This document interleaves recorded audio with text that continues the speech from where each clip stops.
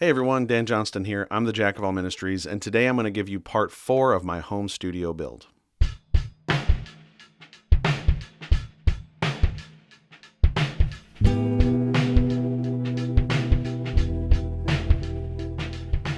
So before we get into the next part of this build, I know that up until this point I've been saying that there's going to be 4 parts to this whole thing, where you'll see my studio being built from day one until the day it was finished. And in some sense that's true, but there's a little bit of a disclaimer that I want to make there. When I finished the studio, and this is as far as we're going to get today, you'll see that I treated the inside of the room just in a very basic, minimal way. It wasn't really actually done with measurements or making sure that I was thorough in especially the low end absorption and stuff like that. It was just kind of slapped up on the wall to give me a finished look. And that's as far as we're going to get today. But I do want to mention that there will be kind of a bonus follow-up video where I focus just on the sound treatment portion. And it's something that I'm actually almost finished with right now. And behind me, I don't know how well you can see that some of the panels and stuff are different, but it's very different in the room now. It sounds very different in the room, and I don't know if you can tell now versus in previous videos. But there's going to be a video that I'm going to release in the not too distant future just talking about the sound treatment portion of this room. But today we are going to finish up and get to the point where at one point I considered the studio to be done. So let's begin with a little bit of a recap to let you know how far we've actually come in this room up until this point. Basically, all the foundational stuff is done. I've raised up the floor, I've framed in the walls, electrical insulation, got the drywall up, installed the doors, and basically now we are at the point where I'm ready to start doing a lot of the finishing process within the studio.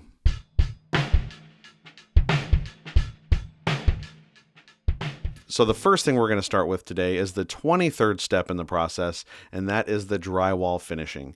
Now, when you do studio type drywall, you're going to finish it just the same way that you do any other type of drywall, basically, which is just mudding it, feathering it, and sanding it. Now, I am not a professional drywaller by any sense. I hate drywall finishing. I hate it. I suck at it. It takes skills that I don't have. It takes patience that I don't have. It takes knowledge that I don't have. But at least I can kind of get by, and as I've been renovating my house, I've been getting better on every project, so I'm hopeful that this one's going to turn out pretty decent compared to the other ones that I've done. Today I have the lights off in here because I'm going to go around before I sand at the end of my second coat to see exactly how much I screwed up the first 2 coats. See, when you look around the room, it looks pretty good. Everything's smooth, good to go, got it all figured out. But then when you hold a light up to it, that's when you start to realize that, wow, this looks like garbage. So I'll sand a little bit, do my 3rd coat, and really that 3rd coat is going to smooth out a lot of that stuff. But I'm really happy with the way that it came out in this room. There's not too many mistakes that you can see. If you walk around with a flashlight and really look, you can find mistakes and stuff like that. But as far as drywall finishing goes, this is one of my better jobs. Like I said, I'm not really an actual drywall carpenter guy. But it came out pretty well. Unfortunately, because this is a studio, a lot of the sound treatment in here covers up a lot of the mistakes and stuff like that, so you really can't see it.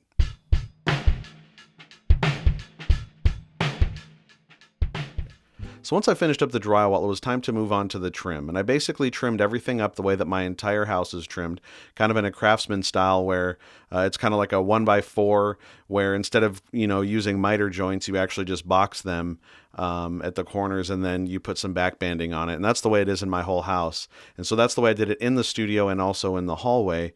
Now, when I do trim, when I plug the holes and stuff like that, I like to use, battery tools because I hate dealing with cords and hoses. And so I have a battery powered brad nailer that I use to shoot all of the baseboards in. And then I like to use window glazing to fill the holes because you can put it right on there. You don't have to sand it, and you can pretty much paint it immediately. So it's just a lot faster and a lot easier to get the trim done that way.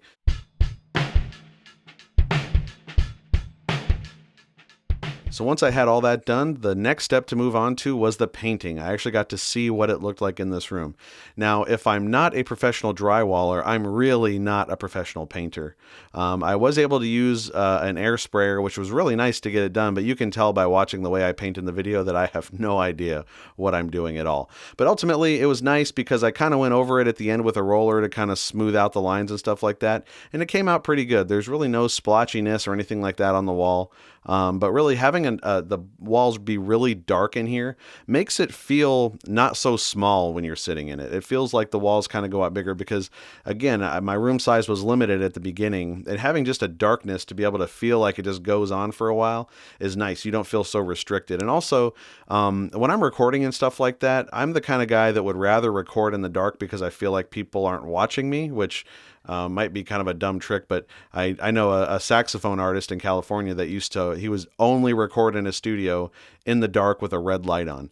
And so I also feel that way in church during worship too. I prefer to be in a dark setting so that I can worship comfortably without feeling like people are looking at me.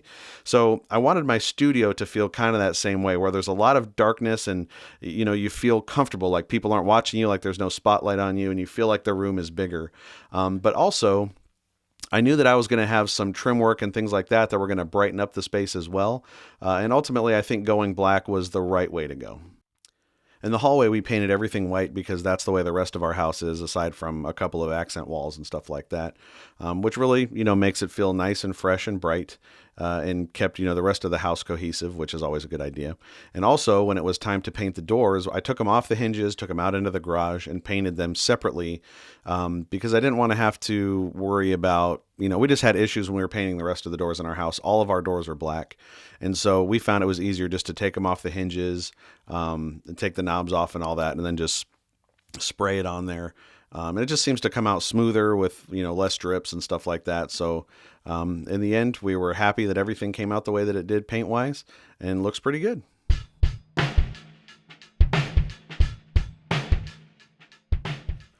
So once we finished up the paint and got that looking good, the next step was to put on the finishing touches on the electrical side of things.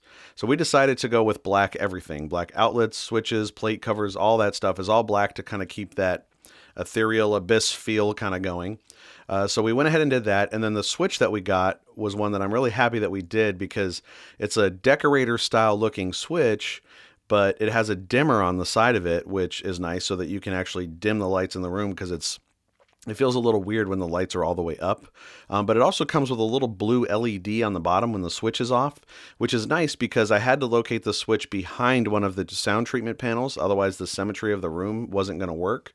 And so because you have to reach around the sound treatment panel, it's nice to be able to see where the blue light is so that you can actually find the switch to turn the lights on in here.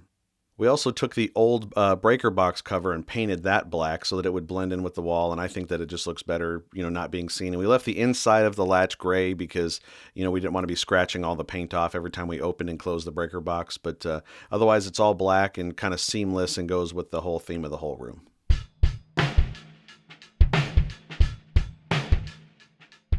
So once we finished up the electrical, it was time to move on to the flooring. So for the flooring here in the studio, my wife and I decided to use the flooring that we already had in our basement. It's this Style Selections peel and stick vinyl flooring. It's really easy to install. We got it at Lowe's. You just peel off the back, stick it down. When you want to cut it, you just score it and snap it and put it down where it goes. You can cut really intricate shapes with just a razor blade, so it's easy to install. Peel and stick, it doesn't get any easier than that. And because there's no locking system, you can start on either end as you're working, so that's really nice. But because we already had it, we went with it, and I think when we put it in our basement last year, it was about $1 a square foot, so pretty cheap, and we love it. It's stayed down really well. You can, at Lowe's, they show that this stuff can be installed with, a special grout, but we like it just butted together, and after about a month, they really don't shift anymore. They lock down pretty well. So we decided to go with it again. We were able to go to Champaign, an hour away, and get it for 35 cents a square foot on clearance, which is a great deal, obviously. You won't be able to find this probably at Lowe's anymore, but they make the same type of stuff, other brands, and even the same brand with just different patterns and stuff nowadays. So we're going to put it down and see how it goes. And after that, this is actually the point where we actually installed the baseboards around the floor. I know we already talked about doing trim, but we left the baseboards by this floor off until this point, because obviously you don't want to put flooring down when there's already baseboards in place. So we put those down, caulked them, and then we painted them to match the rest of the room because it was easier to do it that way, rather than trying to cover up the floor while we were spraying everything with new flooring down. So we left the flooring off until the last possible point, just to prevent us from doing any damage to it. And in the end, it was worth it because the floor came out, pretty well, and the baseboards looked good, and you would never be able to tell that they were done at different times. The other thing about doing trim in a studio is really, if you can help it, you want to caulk everything that you possibly can. Now, normally when you put in a baseboard, you'll just kind of caulk the top, and then when you paint it, you leave it that way. But in a studio, you really also want to do the bottom to help prevent bleed from coming in between the gap in the floor and the trim. Now, if you've already caulked the drywall, you don't really have to do it, but for me, I just did it as an extra measure. And because I painted the walls black, I also used a black caulking underneath the bottom of the trim inside of the studio so that it was pretty seamless.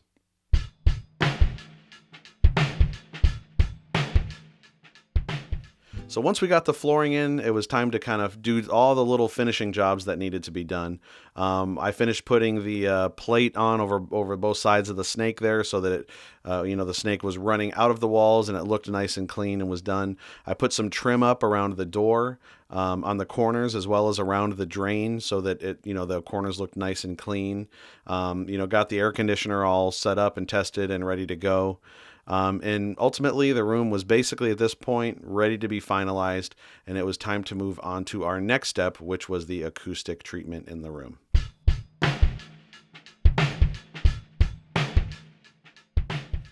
So as I mentioned, the acoustic treatment that I did was mostly just to get me started in the studio so that I could be using it before I got into measuring and things like that.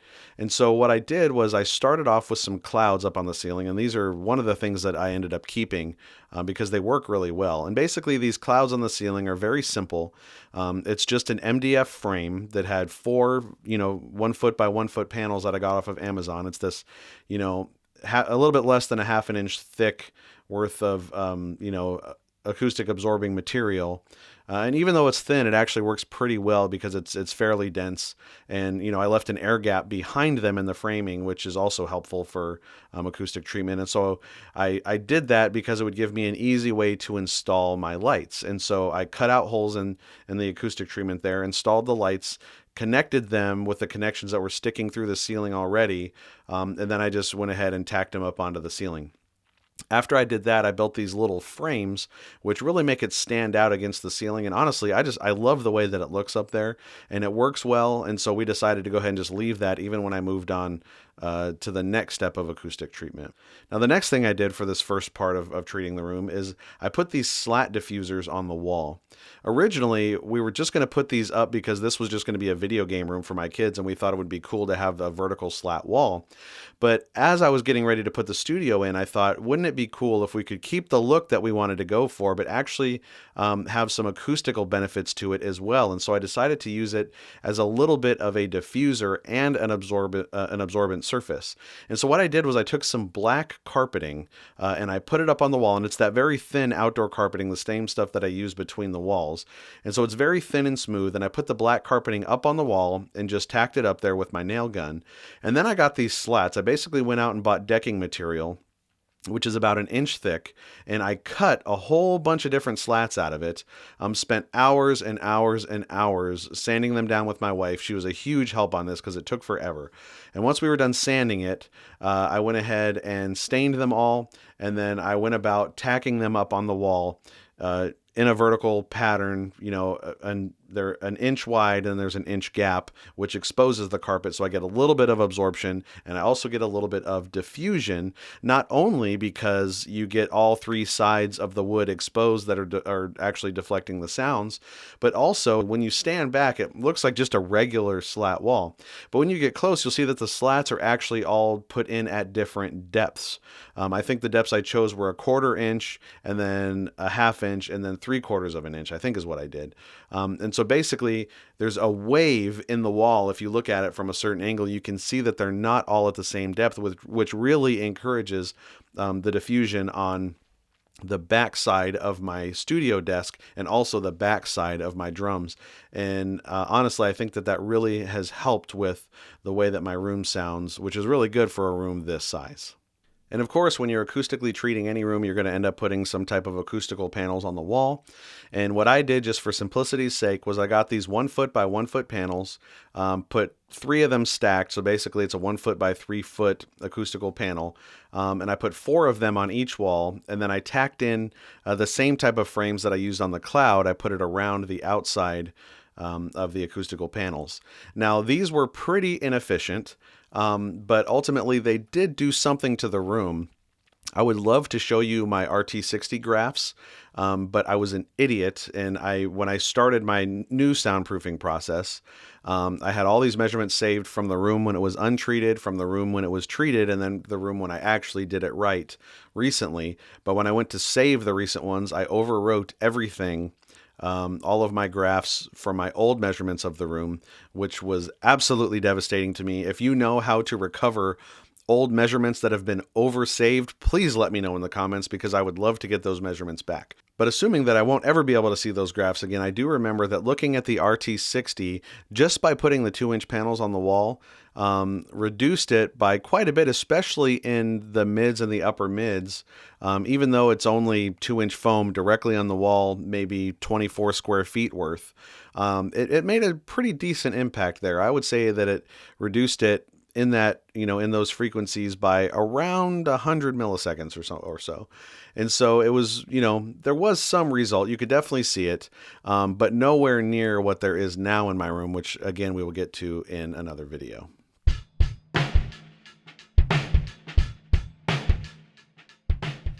So once I finished up with the temporary acoustical treatment, it was time to make this space look a little bit more like an actual functioning studio. So the first thing I did was I brought in my desk, which is kind of a mid-century style, and it kind of goes with the aesthetic. And really, it's the perfect size for this room because it gives me enough working space without actually, filling up too much space in the room. I went ahead, I brought in my studio monitors, which at the time I just set them right down on the desk. There's some 4-inch PreSonus speakers, which work pretty well for what they are. And I also hooked up my interfaces. I have a PreSonus Studio 24C, which is great because I do all my recording on a MacBook. And so having a USB-C type interface with 2 inputs is great, just for recording basically what I'm doing right now, voiceovers for YouTube videos and stuff like that. But I also have a Zoom H6, which I use for drum recording, which gives me an extra 6 channels that I can use all at one time, which is handy because I can also take it with me if I ever need to record something outside. I may do a review on that sometime in the future because it really is a great piece of recording equipment to have. Then it was time to bring in my drums, and they fit very snugly into the space, but it was just enough room to get everything in that I needed to. And even with the minimal amount of treatment, there weren't too many low-end issues in the recording process. I mean, of course, there were some. There's no way around it. But it wasn't as bad as I was afraid it was going to be, and I can't wait to get the drums back in here when I finish up actually retreating everything, because I think it's going to make much more of a difference when I start bringing in some of the more lower end treatment. So I brought my Orange County drums in, hooked it up with my DW hardware and pedals, got my Zildjian cymbals in here ready to go, and was finally able to sit down and play my own drums in my house for the first time in a very long time.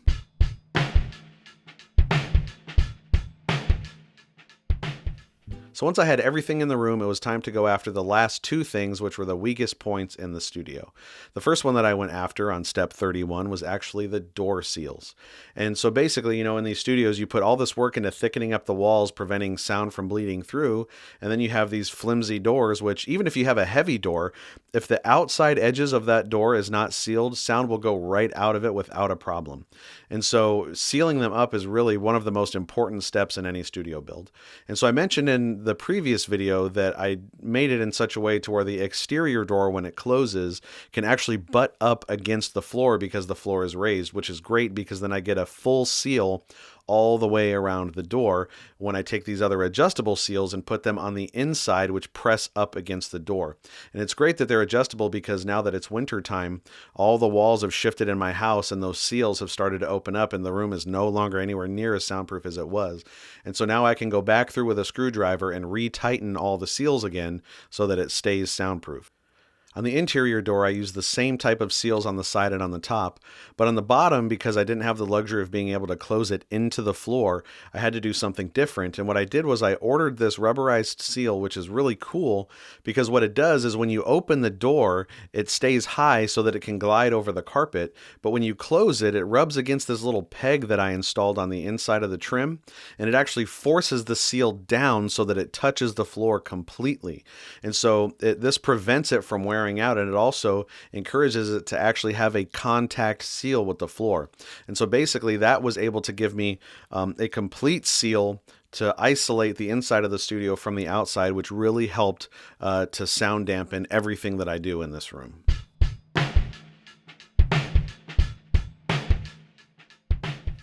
And after all that, we finally come to the final step, step number 32, which completed the building process of my home studio, and that was installing the window plug. Basically, I didn't want to cover up the window in my basement because, sometimes I like to let light through, or, maybe somebody in the future when we sell the house won't like the idea of not having access to the window in this room. And so I wanted to have a plug that would be removable. And so what I did was I built it out of MDF and put some insulation on the inside of the box. And then I also installed some seals around the inside of the window. So when you put the plug in, it presses nice and snug against it. And then I took these little clamps that you can usually use on the outside of a workbench or something, and I use them to actually hold the window box in place, which gives me a nice tight seal to prevent any sound from bleeding out the window.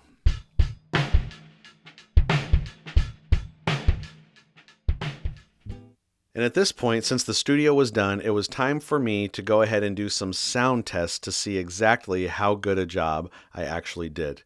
At the beginning of the studio build process, I did measurements all throughout the house. From each adjoining room, I did it on the first floor, and then all the way up to our bedroom, and then also on the outside of the house.